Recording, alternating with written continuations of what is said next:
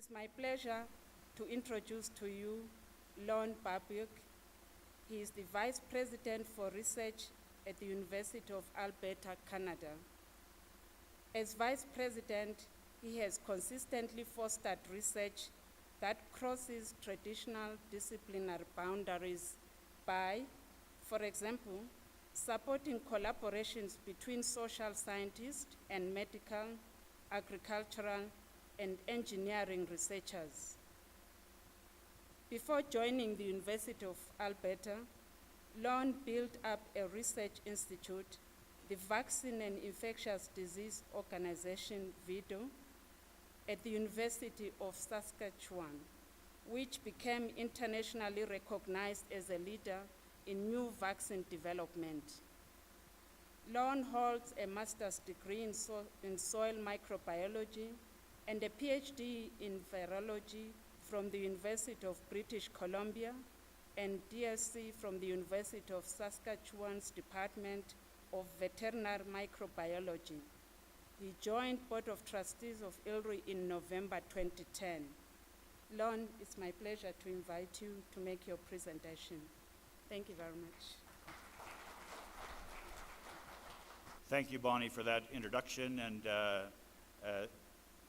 thank you for everybody being here today. It is actually an honor for me to stand before you here today to celebrate the significant achievement of ILRI on their 40th anniversary.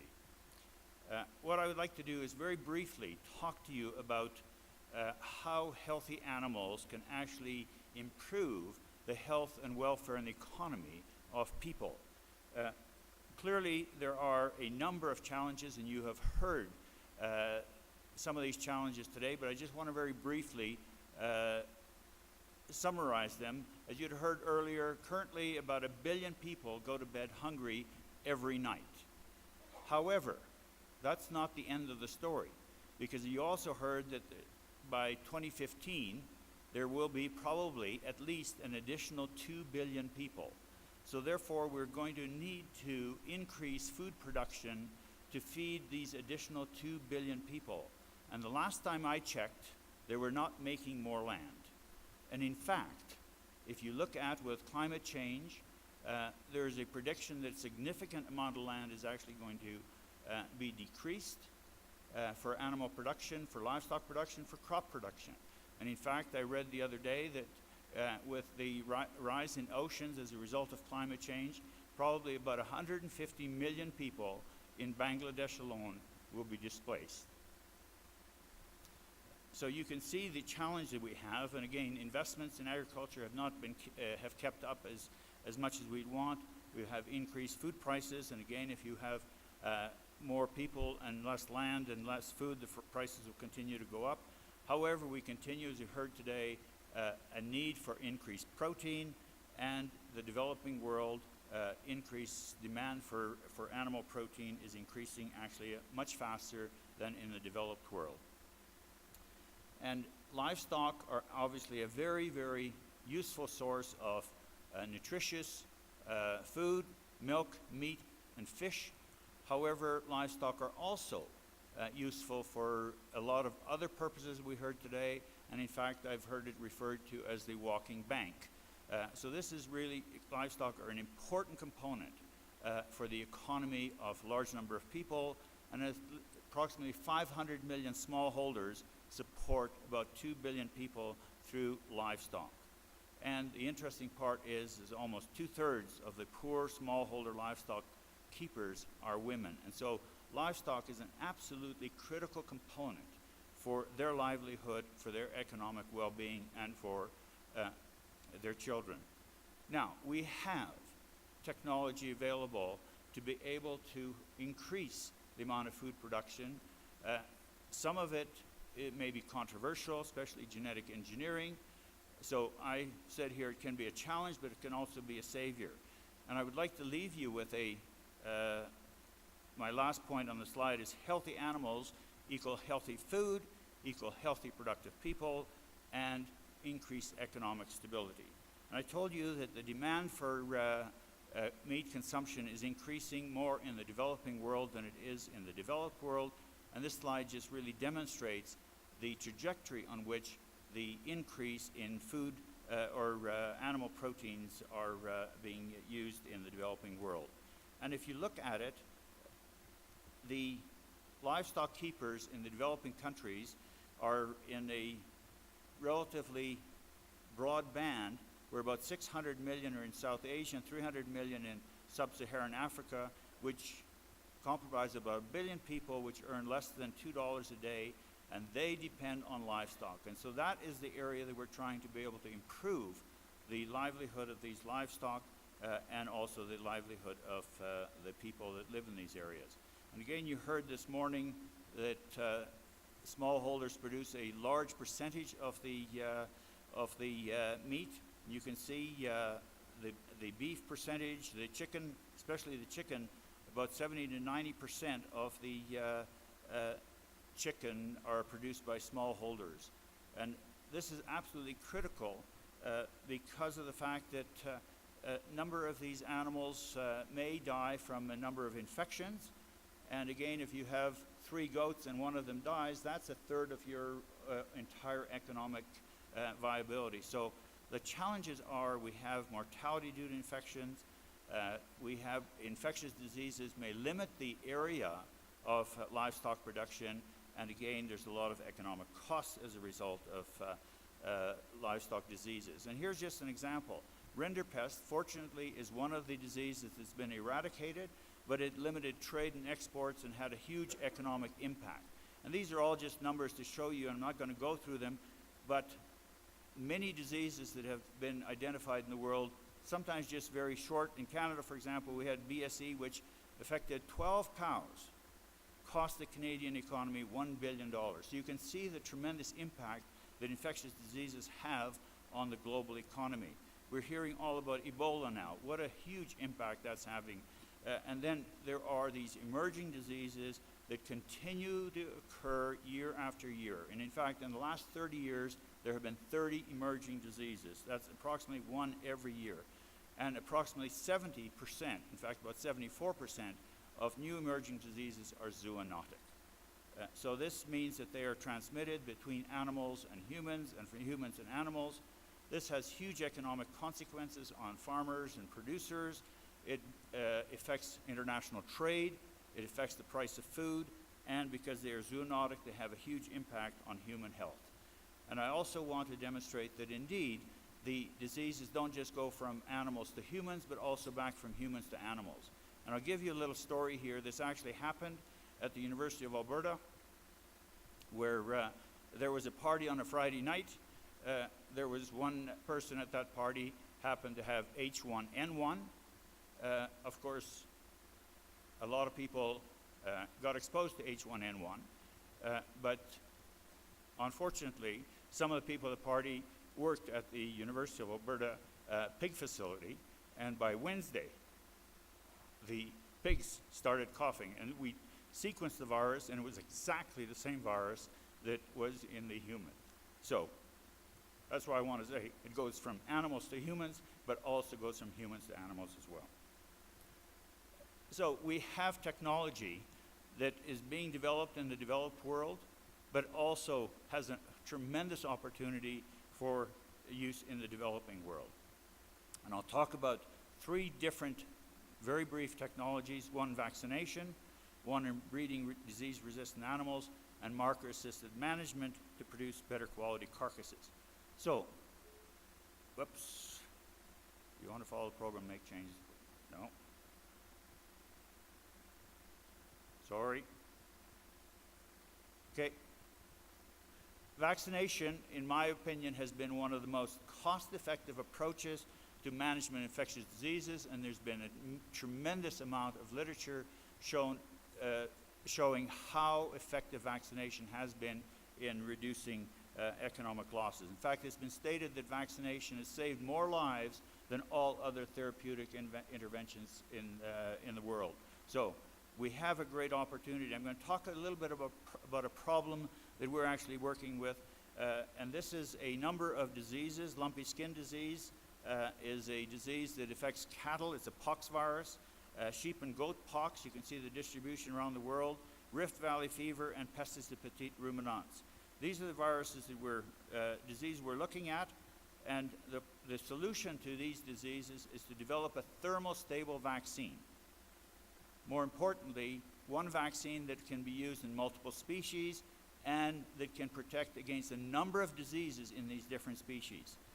So therefore, we have been trying to develop a single vaccine that immunizes animals against a whole variety of different diseases, which you can then use, and some of these diseases can be transmitted to humans, and so we will be able to improve economic benefits dramatically. We have chosen a pox virus platform which causes infections in cattle, sheep, and goats. These viruses are very closely related. What we can do is we can take the genes, and we have sequenced the entire pox virus genome.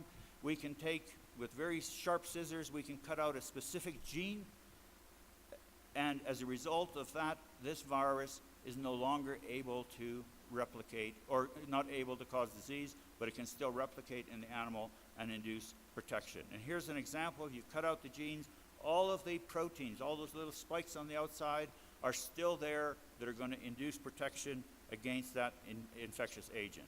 But then what we can do, and this is an example where we have actually taken this virus backbone and infected animals or vaccinated animals and then challenged them with a virulent disease, and they are 100% protected against the infection.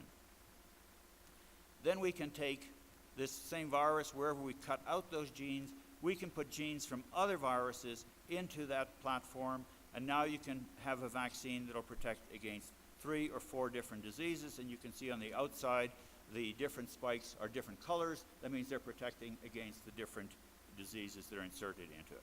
So that's the vaccination, but you can also improve productivity through genetics, and this can be done through classical genetic breeding, selection, or biotechnology. I'll just talk very quickly about classical genetic, don't understand this, how you can use classical genetic breeding to be able to improve productivity. And here is how the poultry industry has been able to improve the productivity of chickens from 1957, just using classical genetics, to 2001. You can see by day 85 the tremendous increase in the amount of protein that is present.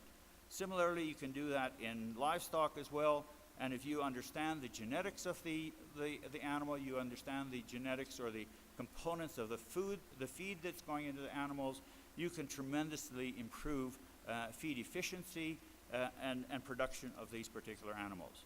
And so you can also use genomics in livestock to identify where the origin of the animal came from.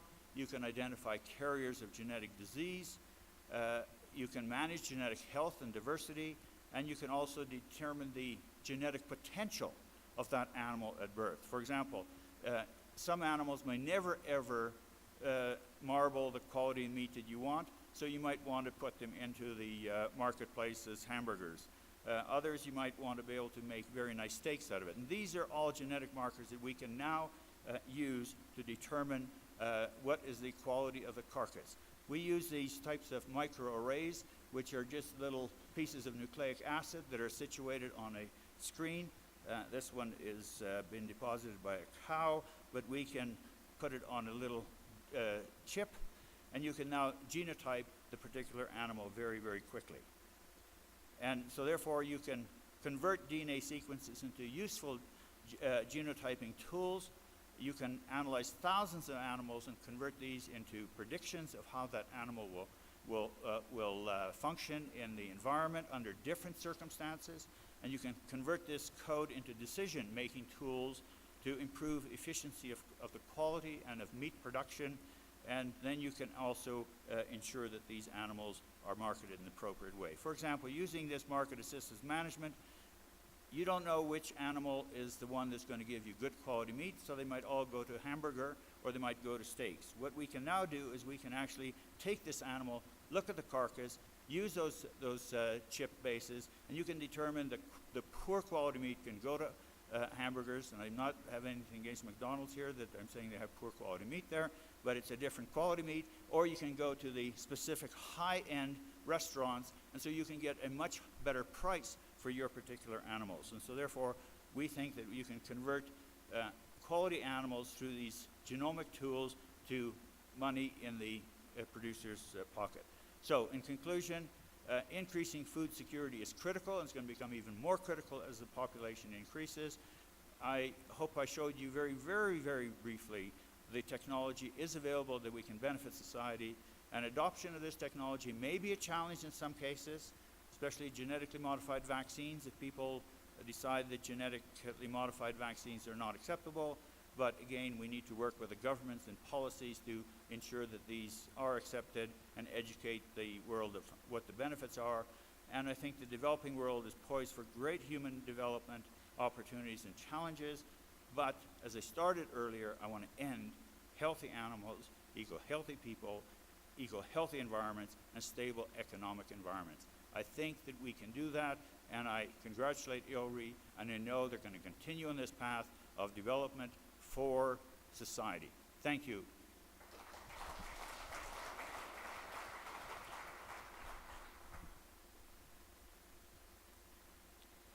Thank you, Lorne, for that stimulating presentation. You looked at the global challenges that the sector is facing. You highlighted the role of smallholders, the economic impact of animal diseases, but you ended also by highlighting the potential role of the biotechnology.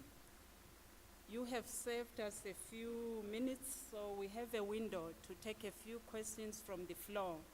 So I'll open up maybe to 3 questions from the floor to our presenter. It's your time. If you have the mic, you introduce yourself, your organization, and ask the question. Can I see hands? There is 1 here. 2. Okay. I'm seeing this side of the room. Do we have a hand on the right, on my right? Okay, not now, so. My name is Raphael Mrode from ILRI. You presented the usefulness of genomic tools. I was just wondering, in terms of the infrastructure in developing countries, how you deliver those benefits. Very good question, and thank you, and I apologize for going so quickly. I was told I should speed up so that I could do it in 15 minutes, and I think I achieved that surely, so I get a prize for that. But again, the technology, these microchips are actually going to be very easy to use in the environment. So it is not going to be an issue for being able to say, well, this can only be done in the developed world, not in the developing world. This, in my opinion, and the vaccines as well, are all very amenable to anywhere in the world.